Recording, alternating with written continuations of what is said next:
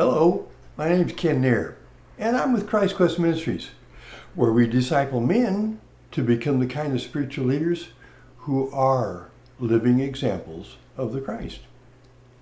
Let me begin this message by presenting a godly concept, which is, there are times when God requires, and a husband should know when, to submit to his wife, so he can draw upon the wisdom God has incorporated within her spirit. In that instance, he submits to his wife's authority. That husband is free to fearlessly do that because he thoroughly understands God's purposes for him in creating a wife to be God's helper for her husband. Understanding God's purposes comforts that husband so he can submit to and cooperate with God in making that transition. That godly concept is presented in Ephesians 5:21, King James Version, where it speaks of submitting yourselves one to another in the fear of respect for God.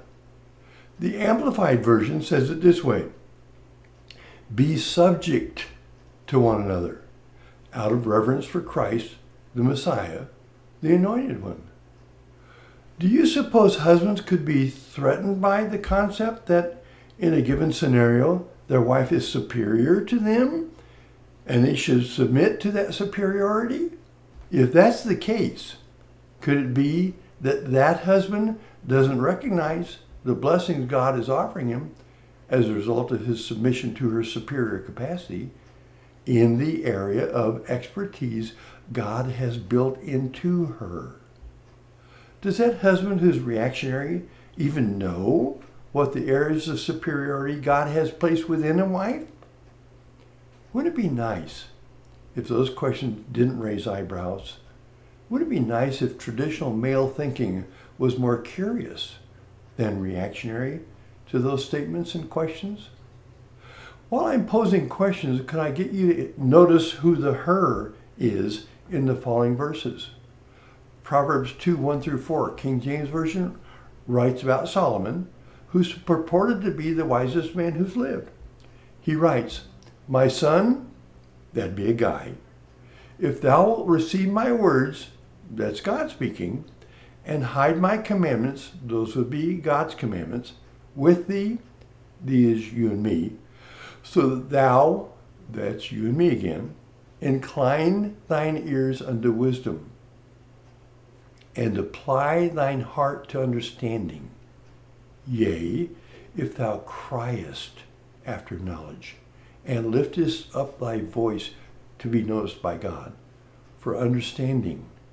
If thou seekest her, a woman, as silver, and searchest for her, that same woman, as for hid treasures. Now, please remember this goal.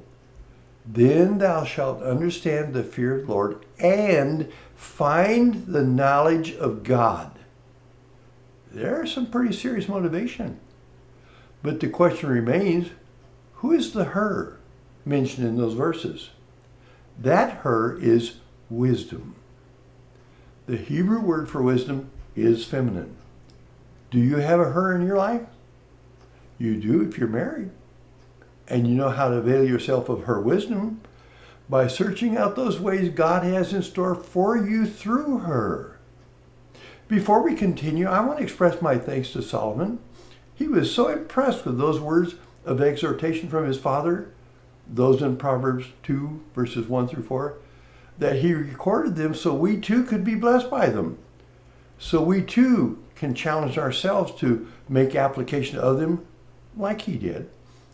Then too, since he was raised by his mother, I need to give her some of that credit too. His mom and his dad both deserve my thanks.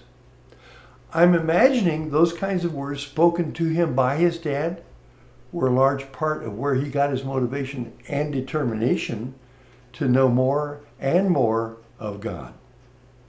However, if a Christian husband is spiritually dysfunctional, and that can be easily determined by asking him if he understands his wife's spirit, along with knowing how to care for her spirit like Jesus would, When a husband is spiritually dysfunctional, there is serious cause for concern about his capacity to precisely understand and lead his wife's spirit. Much less then does he have the ability to recognize God's leading about when and how to submit to her wisdom.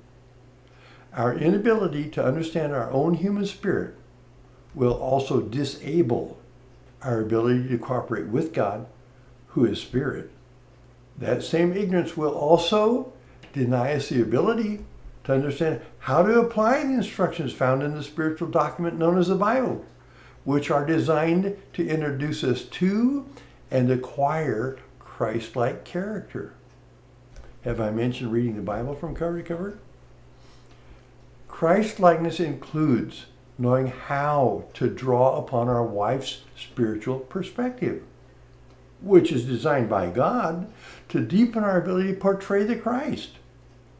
When all that is not the case, neither will we be receptive to God's provision through our wife. We won't be receiving that special help, specific help God intends we receive from her God-given area of expertise. In a moment, I'm going to introduce the biblical principle of a man knowing when to submit his authority, allowing him to receive the benefits, blessings, advantages, and even salvation through that submission. But remember, to do that, we need to be spiritually functional. Then, and only then, will we be able to detect God's direct involvement in and his intentions for everything that takes place in our lives, which includes knowing when, where, and why, and how to submit our authority to our wife. The following examples are clear expressions of a man who recognizes the value of yielding his authority to another and how that allowed life to be mastered. I'm going to take us back into history with my time machine. We're going to visit Genesis 50, verses 15 through 20. There, we're going to examine the life of a guy named Joseph. Joseph was chosen by God to be an illustration of what mastering life looks like. How is that? He operated with the assurance that all of life's events were orchestrated by God and were calculated for our good. Let me recount his story. From his childhood, Joseph's brothers deeply resented him, not only because he was his father's favorite, but mostly because of his dreams. And I can easily imagine why they would resent him, since his dreams were about his brothers and his whole family subserviently bowing down before him. After years of tolerating him, a time came when his brothers were out tending the family's sheep miles from home. Their father, not knowing it, yet totally under God's influence, sent Joseph on a trip to go check on his brothers and the sheep. As they watched him approach their camp, because they'd had enough of him, some of the brothers started plotting. Again, not knowing it, yet completely under God's influence. They planned to kill him. Yeah, I did actually say under God's influence they planned to kill him. God, being omnipotent and all-knowing, also knew that wasn't going to happen. Anyway, the eldest son, Reuben, still not knowing it, yet being under God's influence, was averse to killing him. While debating what to do with him, the brothers, sick and tired of him, dropped him in an old dry well for keeping until they decided. The next day, while Reuben wasn't paying attention, Joseph's brothers, once again, not knowing they were part of God's plan, and thus completely under God's influence, sold him as a slave to some merchants passing by. When the merchants arrived in their next town, and them not knowing it either, yet still under God's influence, they sold him to Pharaoh's private guard, Potiphar. I figure Potiphar's job was pretty demanding, which, not unknown to God, and being used by God, and still being under God's influence, kept Potiphar away from home a lot. That left his wife at home, lonely and feeling neglected. Joseph, being a young man who, because of his dedication to God, was kind, thoughtful, courteous, considerate, polite, while attentively doing his job. I'm sure, since those attributes were natural to him, Potiphar's wife was on the receiving end of those characteristics too. I think it was very satisfying and appealing to a lonely woman. After several unsuccessful attempts to seduce him, one day she grabbed him by his outer tunic. He escaped by slipping out of it and ran out of the house. I imagine her being so infuriated by his refusal and rejection that again, still under God's influence, she accused him of rape. Being falsely accused of assaulting Potiphar's wife, and accordingly, under God's influence, he was imprisoned.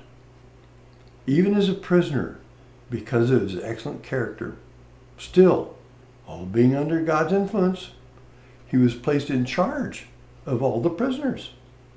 Later, not knowing it, yet under God's influence, having successfully interpreted the dreams of some fellow prisoners, under God's influence, Joseph gained a reputation as a dream interpreter. Would you believe, still under God's influence, Pharaoh had some unfathomable dreams, and none of his magicians, wizards, sorcerers, or wise men could interpret them? Pharaoh, hearing about Joseph's abilities, not knowing he was being guided by and under the influence of God, he asked Joseph to interpret his dreams. Then again, while not knowing it, yet under God's influence, Pharaoh saw how easily Joseph unraveled the puzzling dreams. So he asked Joseph what he would do about the upcoming catastrophe revealed in the dreams.